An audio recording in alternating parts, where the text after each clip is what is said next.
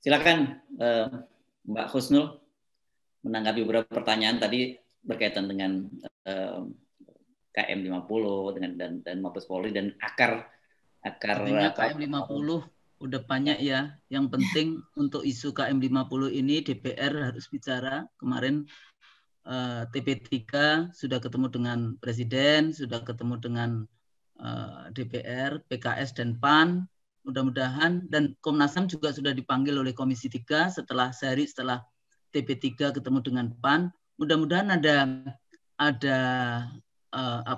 transparansi dan accountability di dalam konteks itu.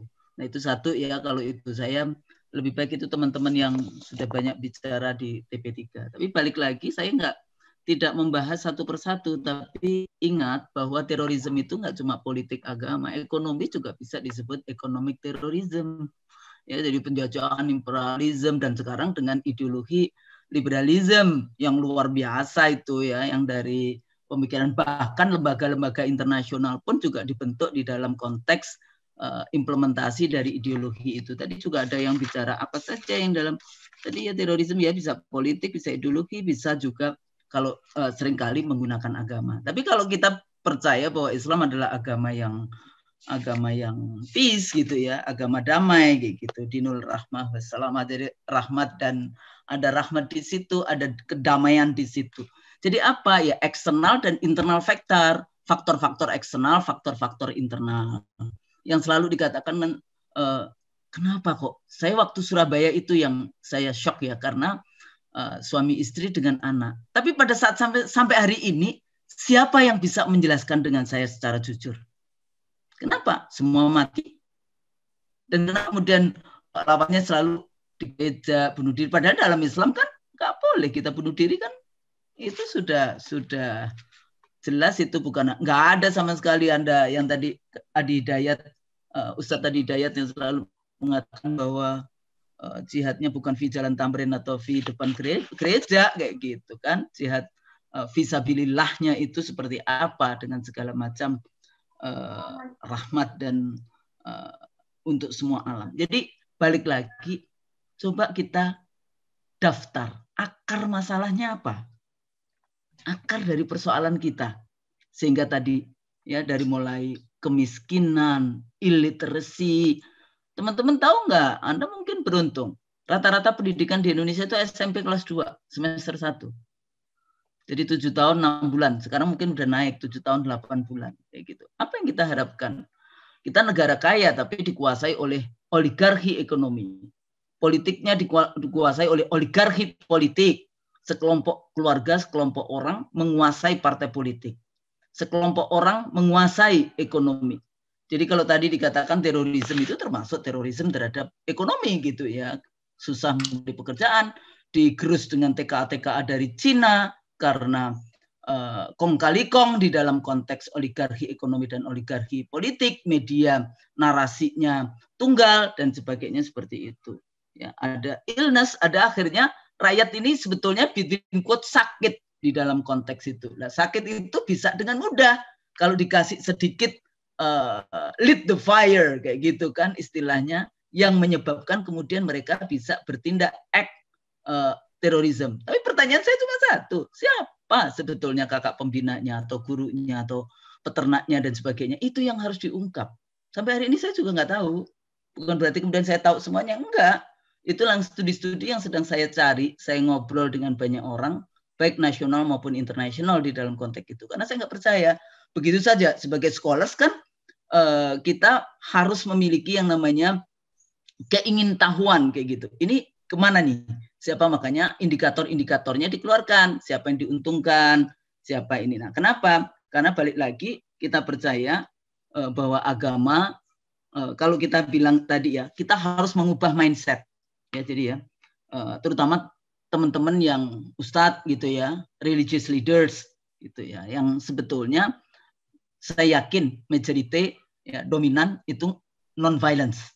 Ya, jadi kalau kemudian ustadz dibilang violence itu saya kok susah gitu menerima.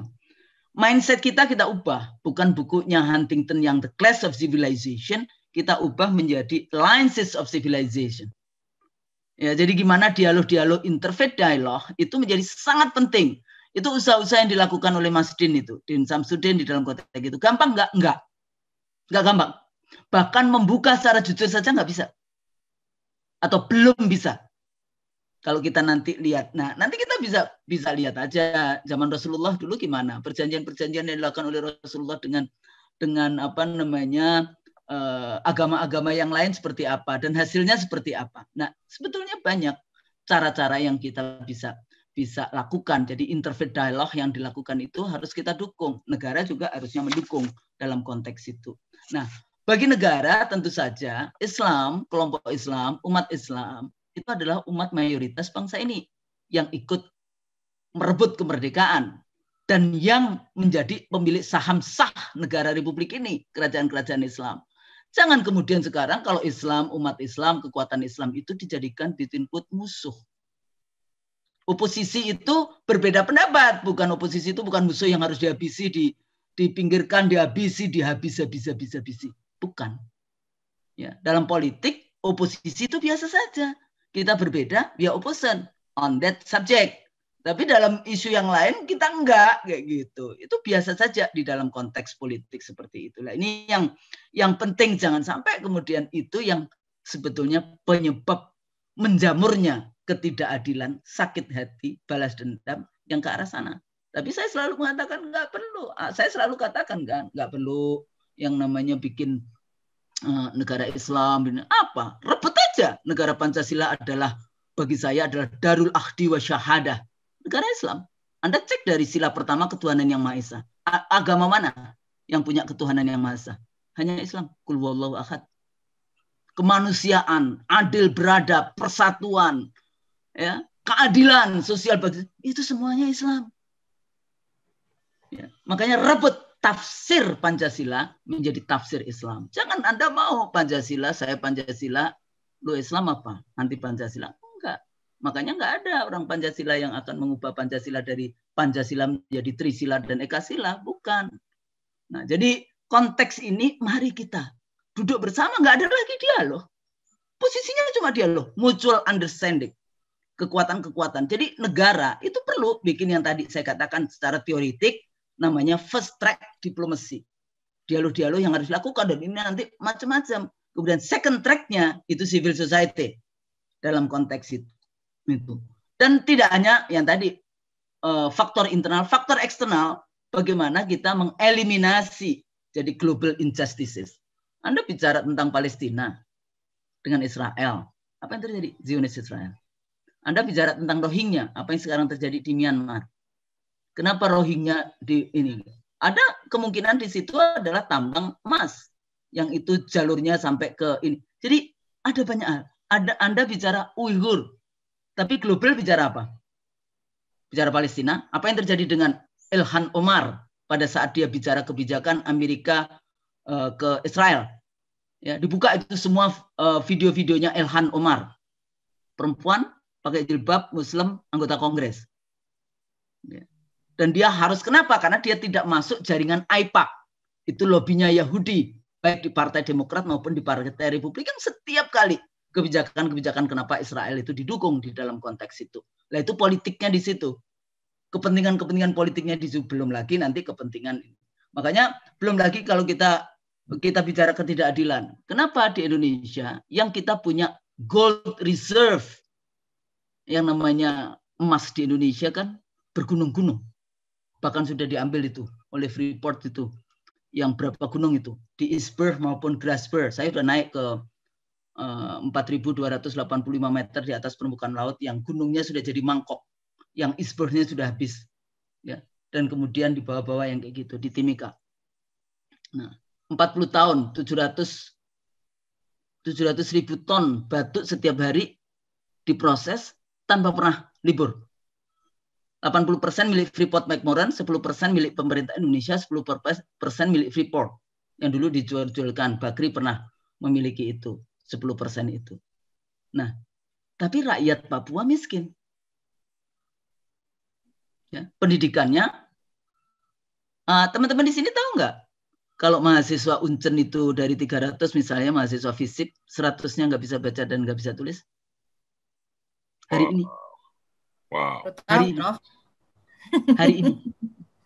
Serius, ini serius. jangan ditertawakan. Ini kesedihan saya sebagai dosen. Bagaimana? Pada saat saya waktu itu dengan Pak Emil ya, oh gini. Terus saya tanya, oh Pak Emil kan, Pak, Bapak waktu Orde Baru apa yang dilakukan di Papua? Saya balik bertanya seperti itu, kayak gitu. Jadi apa yang kita lakukan dengan teman-teman kita di Papua? Saudara-saudara kita di sana. Nah, jadi ini juga persoalan-persoalan nanti wilayah, nation, etnik, ya, dan sebagainya. Ini kan persatuan Indonesia ini bagaimana kita mempertahankannya.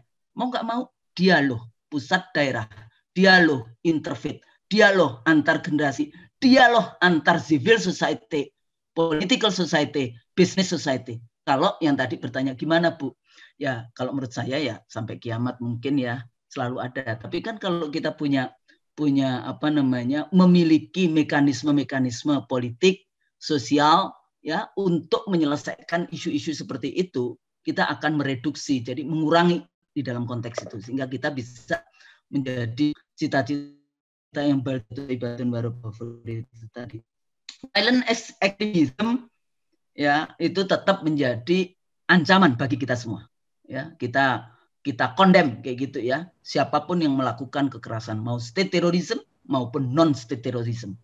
Ya, mari kita gunakan non violence. Itu sebetulnya perspektif feminism di dalam konteks itu, bukan perspektif patriarki di dalam konteks violence ya. Jadi kalau feminism lebih bicara tentang menggunakan knowledge gitu ya. Jadi power to do, bukan power over. Kalau power over itu patriarki yang menyelesaikannya dengan violence, dengan energi, dengan menguasai orang lain, negara lain dan sebagainya. Tapi kalau power to do itu membutuhkan pengetahuan untuk menyelesaikan, dan itu lebih dekat dengan gender perspektif, dengan feminism di dalam konteks itu ya. Nah, jadi kita tadi ya threat terhadap human dignity, human integrity di dalam konteks itu. Makanya mari kita bersama-sama, nggak ada lain. Mau agama apa, mari kita ajak. Ya, mau posisi politik apa, mari kita ajak. Kalau kita ingin mempertahankan persatuan Indonesia, kalau kita ingin mempertahankan negara Republik Indonesia. Dalam sejarah politik negara itu nggak semuanya sampai kiamat ya. Dulu kan sebelum kita selalu mengajarkan kepada anak cucu kita, Indonesia jajah 350 tahun, kata siapa? Ya, sama dijajah VOC berapa ratus tahun, 190-an tahun, sisanya dijajah oleh negara Belanda, baru pendudukan Jepang. Tapi yang dijajah itu Indonesia atau negara kesultanan Islam, yang kemudian kita bentuk Negara Kesatuan Republik Indonesia, lahir 17 Agustus 45. Itulah negara Republik Indonesia. Baru kemudian kita berantem di situ, apakah kita Republik Indonesia Serikat. Baru kemudian muncul mosinya Natsir 3 April 57 ya. Terus konstituansi dibubarkan, terus kemudian kita bicara dengan dekretnya Soekarno. Nah, jadi perjalanan kita bernegara berbangsa itu juga mengalami up and down.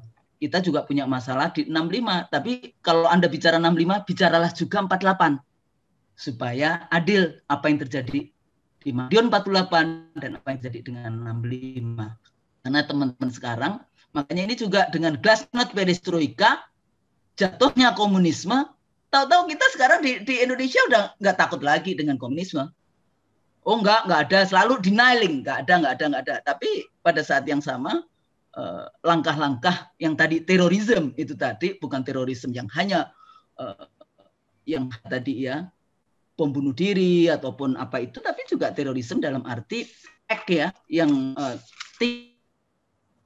tingkah laku dari tindakan itu juga mengancam di dalam konteks mengancam, yang kemudian menyebabkan suasana ancaman dengan kekerasan yang menyebabkan suasana teror, rasa takut secara masif dan sebagainya.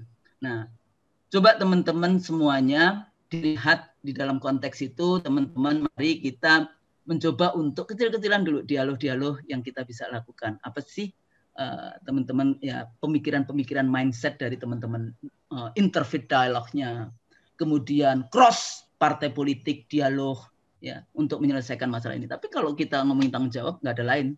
Ini tanggung jawabnya negara kalau udah seperti itu. Anda dibayar, kalau Anda pejabat, Anda dibayar untuk menyelesaikan itu. Tapi menyelesaikannya juga tidak harus semuanya dengan violence. Yang tadi saya katakan, kalau polisi itu kalau menembak, dia tembakannya adalah melumpuhkan. Baru kemudian dibawa ke pengadilan. Kecuali yang dengan selalu dikatakan, oh ancaman sehingga membela diri. Tapi masa membela diri semua? Apalagi kalau membela diri yang dilawan nggak bawa senjata, yang kayak gitu, anak-anak kecil, yang kayak gitu-gitu nih perlu perempuan, yang kayak gitu-gitu. Apa sih yang gampang sekali itu yang namanya kalau saya lihat, saya dulu ikut apa namanya silatnya apa? Perisai diri kayak gitu. Diajarin itu yang namanya gara-gara mahasiswa di kan di Pastor, saya jadi mahasiswa di Jakarta, kalau naik bus itu bisa terjadi itu yang namanya bullying atau apa yang terjadi kayak gitu ya, pelecehan. Jadi saya harus menyiapkan diri kalau macam-macam kayak gitu, saya keluarkan yang namanya. Jadi untuk mempertahankan, apalagi polisi gitu loh.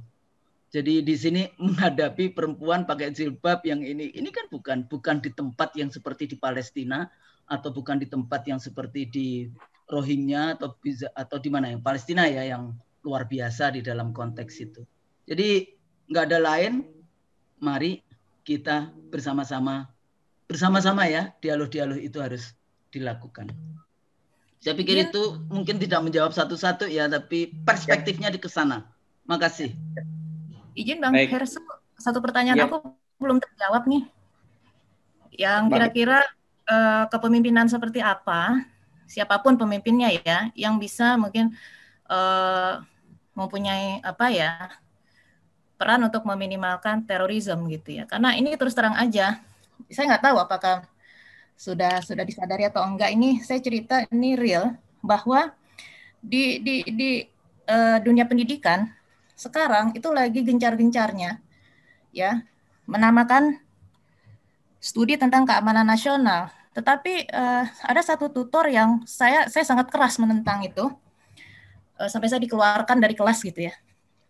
Biarin aja nggak dapat sertifikat karena dia mempertanyakan kepada ini. Jadi setelah semuanya diungkapkan semacam brainwash lah, apakah Anda masih percaya Pancasila masih bisa dijadikan ideologi kita? Dibilang gitu. Saya langsung menjawab, berarti Anda mau mengubah Pancasila? Saya bilang kayak gitu ya. Dan itu yang tadi saya setuju dengan Prof. Husnul tentang ideologi itu ya.